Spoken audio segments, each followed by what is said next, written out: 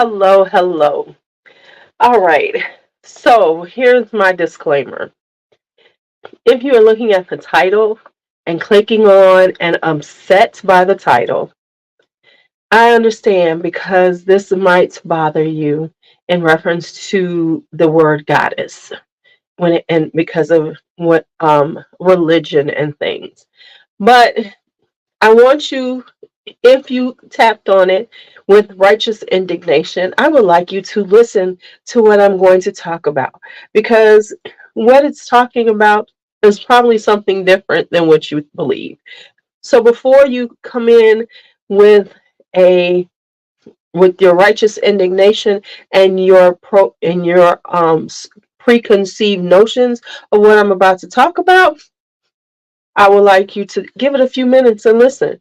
So, welcome to this podcast about tapping into your inner goddess through your sins. And there's going to first be a lesson about goddesses, and then we're going to talk about the sins. Let me start a banner, and then I will we'll get a conversation going. As you come in, please feel free to say hello, leave a comment, and then we'll get into it.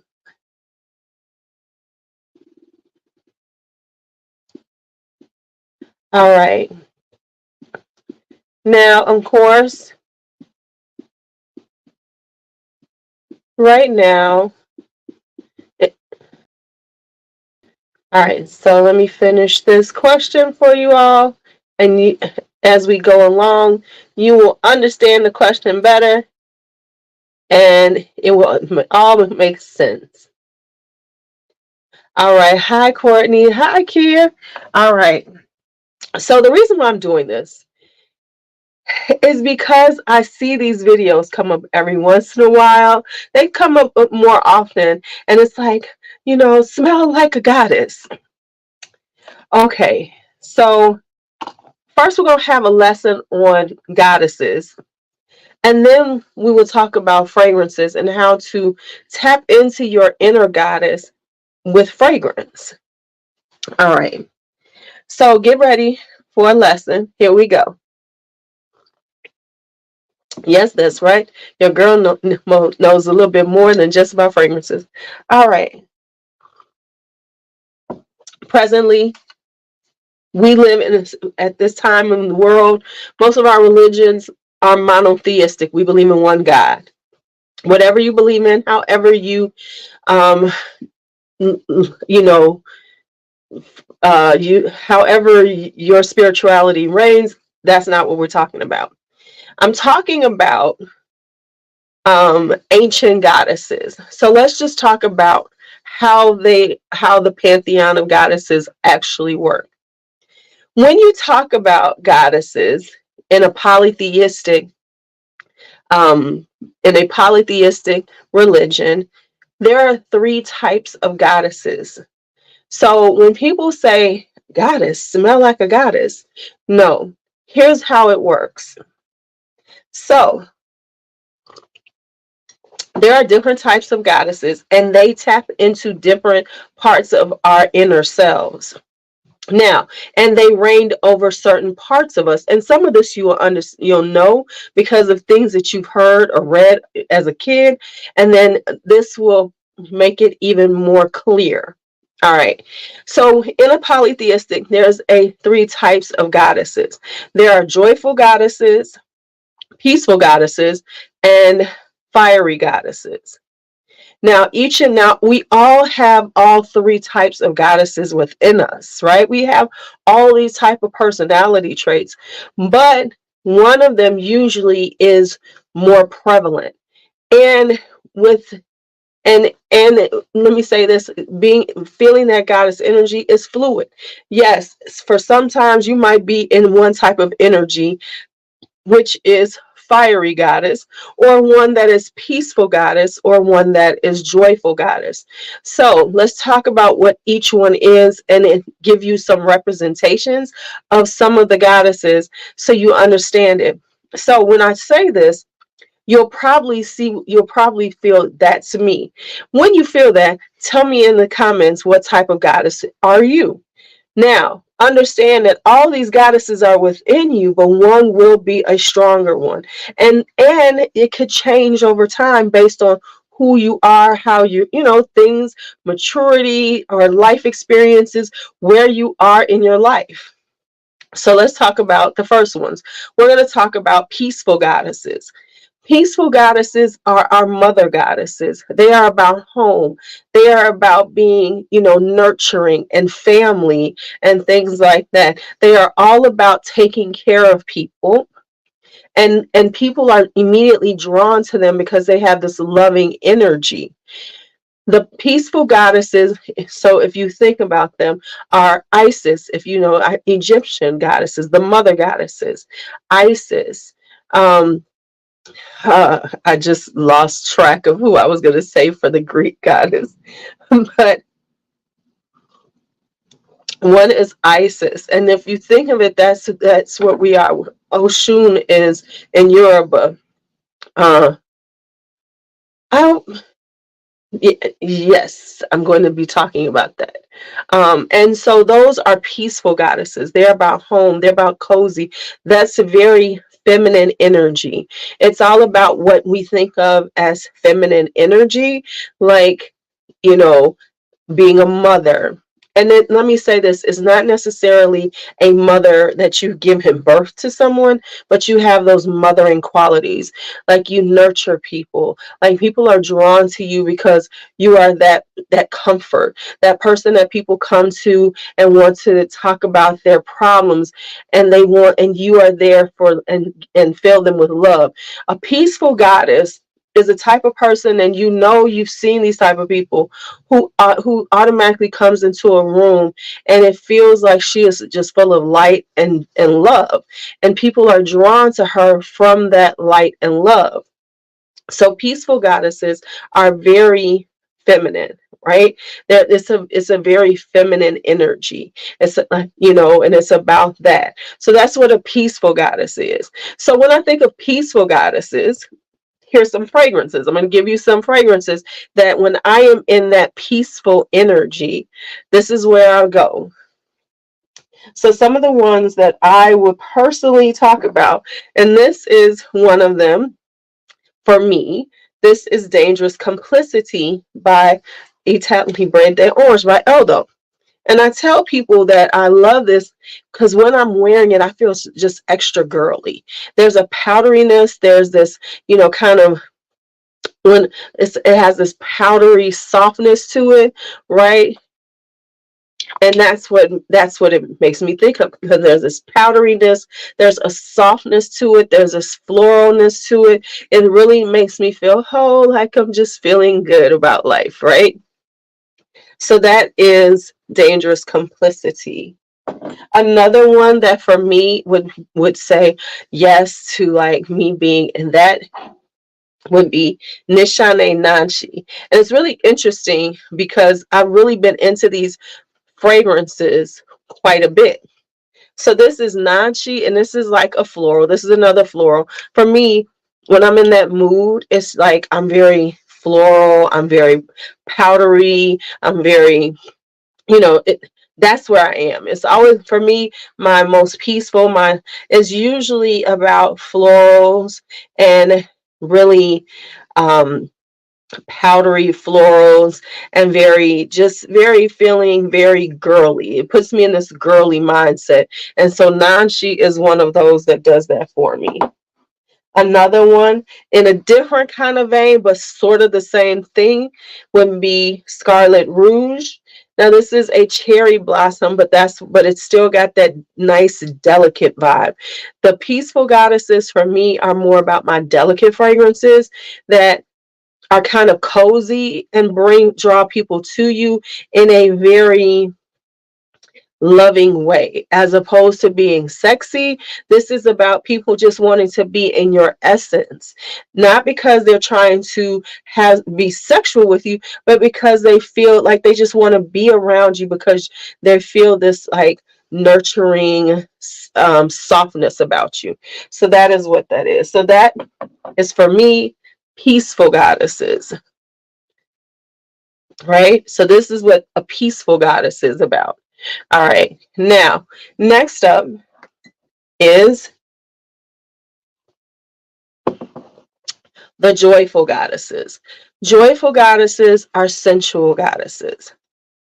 They are all about sensuality, sexuality, things like that. Now, let me say this. The way we are in now is different than a lot of ancient cultures. Ancient cultures celebrated sexuality. They understood that that was a part of life and it was nothing wrong with it. So they did not shame sexuality. It was a part of life.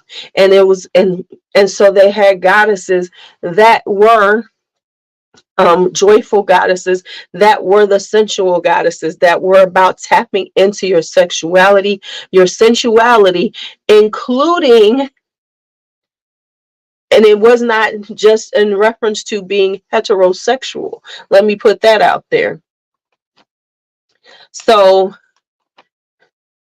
um, so most ancient cultures had a more healthy respect aspect on reference to sexuality and sensuality for both males and females. So they did have goddesses that celebrated that. And of course, some people are more that.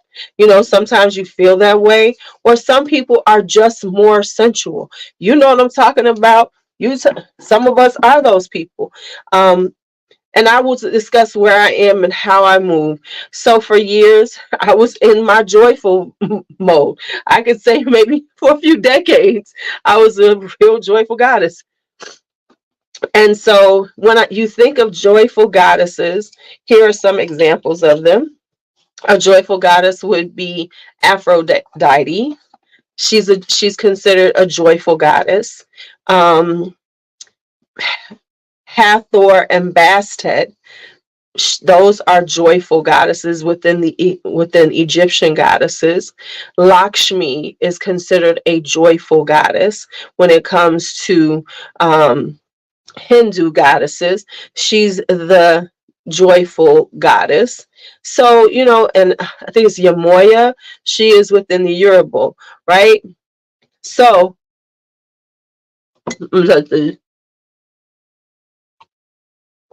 so these are the ones that are all about sensuality and sexuality and understanding that it is okay.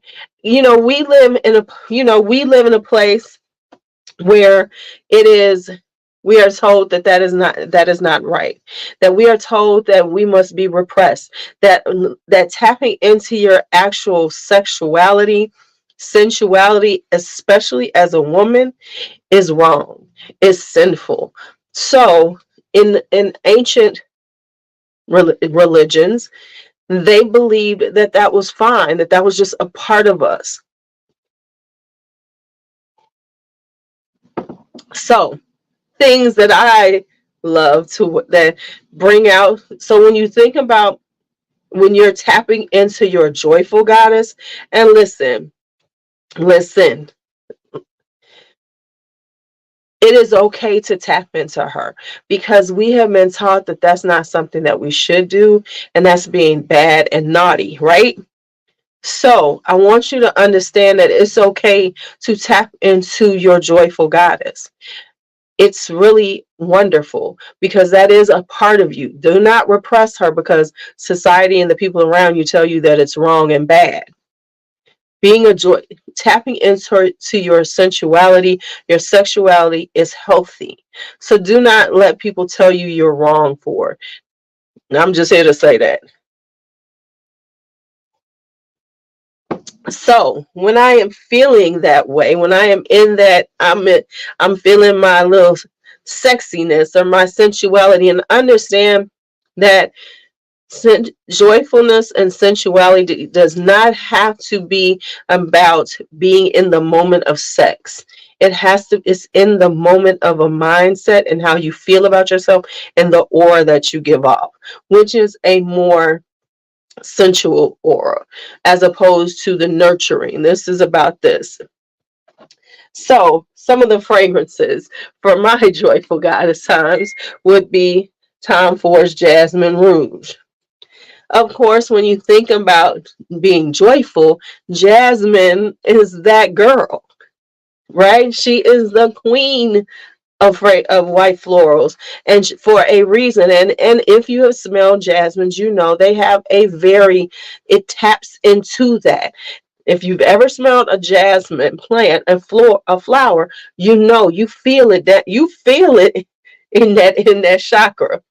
You feel it there. It opens it up and makes it happy and bursts open like hello, hello. So jasmine, a really good jasmine is going to do that for you, just in general, even and as well as the tuberose, because the tuberose is right there too. They have a sensuality about those florals that just taps into who you are. So now another one that I like, though, let's go a little different, sort of different, is Scandal Gold. Now this one is a newer one, right?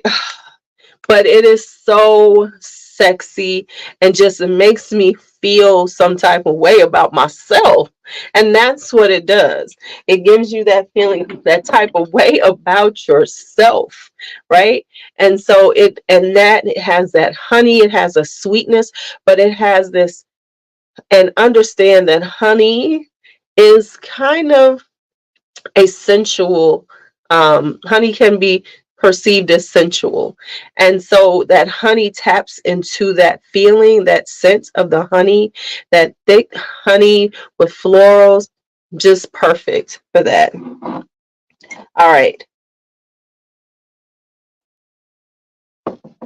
now let's talk about your fiery goddesses.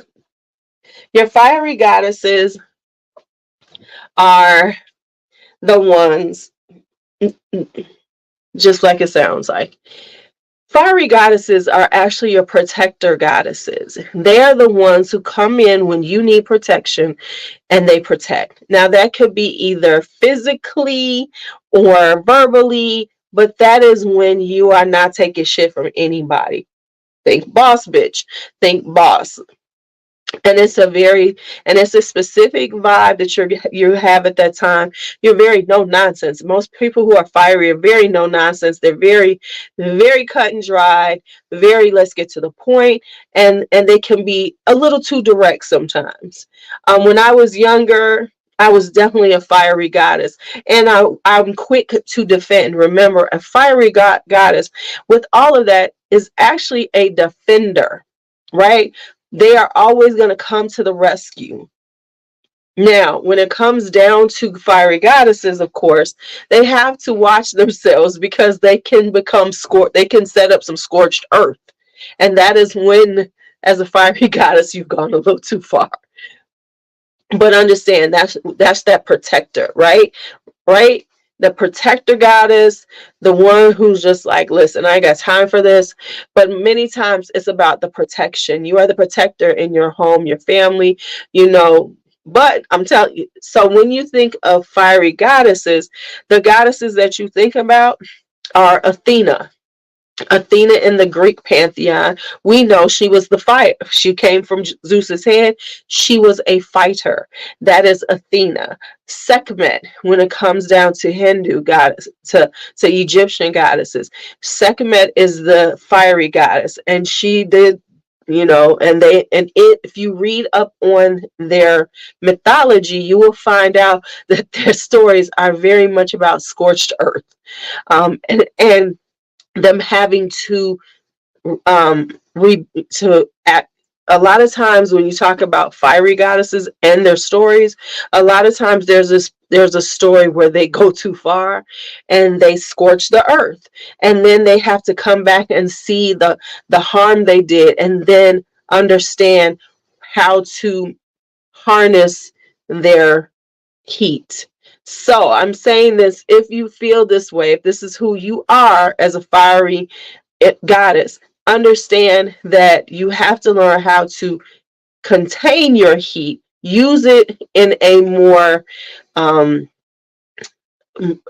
use it in a very more effective way, because sometimes we can become so mad, we can become so that we cannot see anything, and we burn everything in front of us and not think about the consequences. So that's the type of goddess that is. Think Kali Ma from Hindu. Okay, so even though, and here's the thing about them, even though when we see them, when they talk about them in our world now, in our times, they make them these evil people, when actuality they are not. A fiery goddess is at heart a protector. But sometimes, when in the protection mode, we go too far. And so you must learn how to rein it in. So, anyway, fragrances for when you're in that fiery mood and you really need to bring out that fire, for me, would be, and think is one of them is Santal Royal by Guerlain. This is a classic rose oud, and something about rose oud, if it's done right, not now, we got to be almost at that skanky oud, right below skanky, with the little rose in it, because this says, "Oh, I'm about business. I'm about some business." So that is, so when you are in, if you are a fiery goddess, and when I say that, see, think about who you are as a person and how you move in this earth, the world this time, and tap into that and wear a fragrance that taps that energy. Now, of course, if you're in a different space, there we go. So Santal Royal, because it is a boss rose oud. That oud is strong and gorgeous and beautiful, but it is not for everybody. These type of fragrances, whenever people talk about things like Santal Royal, things like this, we always say this ain't for everybody. You gotta have that you gotta have that vibe. And that vibe, honestly, is a fiery goddess. So that is Santal Royal. Another one that I think of for that, right, is Histoire Parfums Tuberose number 3. This is a tuberose, but it is a very strong and very dynamic tuberose, because it has the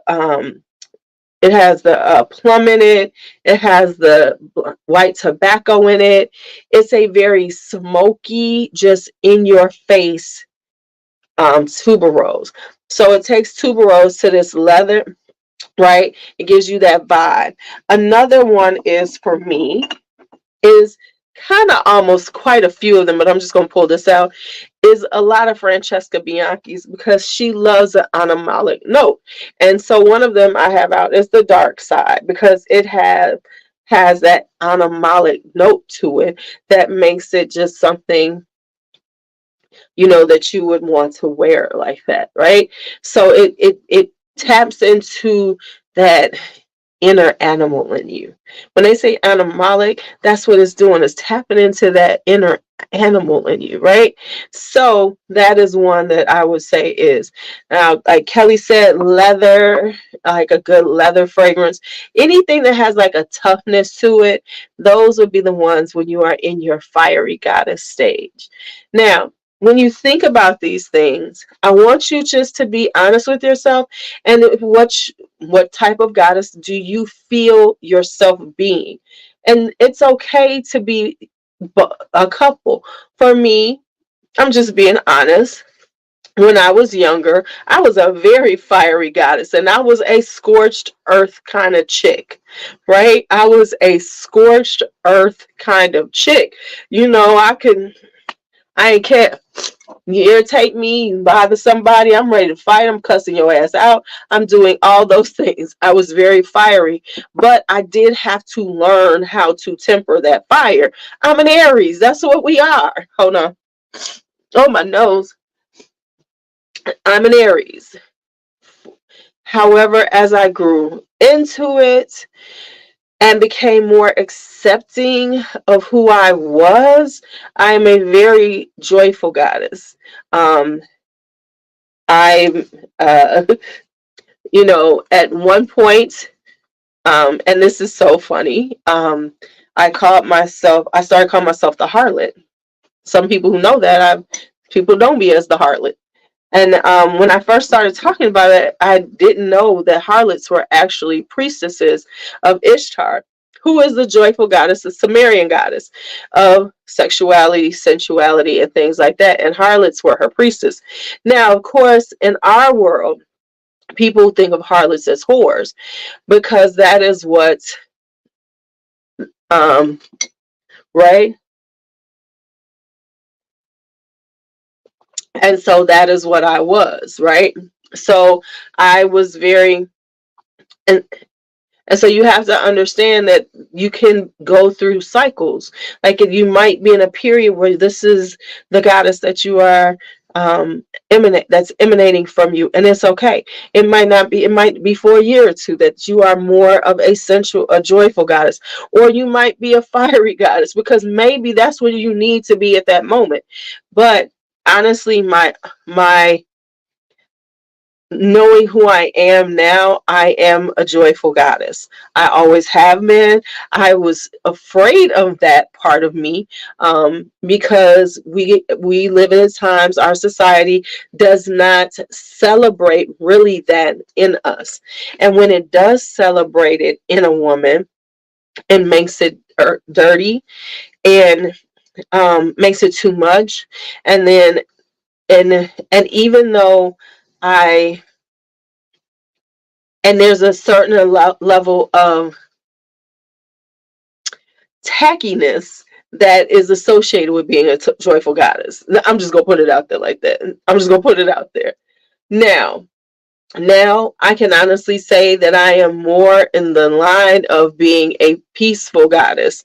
I am more because I'm a grandmother now, and I am really in my grandma energy, and I spend time with my grandkids, and I'm taking pictures of them and thinking about them, and I am more grounded than I have been in a long time. So I am more on that peaceful side, which makes sense based on the type of fragrances that I have been really attracted to for me, which are my florals, which are my powdery irises, which are my, you know, um, almonds, my powdery almonds, and things that are like very soft and very girly and feminine. So that's where I've been, right, in these last couple of years. And I can tell that I'm there because my choices in fragrances has definitely leaned that way. So when I say tap into your inner goddess, think about who you are at this moment and notice that you are probably pulling fragrances that is tapping into that inner goddess. So right now, I want you to think about some fragrances that you worn and what does it make you feel like? Do you feel peaceful? Do you feel joyful? Do you feel fiery? That will tell you where you are right now and where you're pulling right now. Ah, you didn't know. You didn't think it was going to get that deep now, did you? What types of Manceras? Because Mancera has all different types. So you could be going with something that's a little more fiery, something that's a little more joyful, right? All right. I was going to do this as a video, but I decided to do it like this because I was just in the mood to talk about it. So I know everyone's really quiet because I see like 21 people in here. Ain't nobody really talking.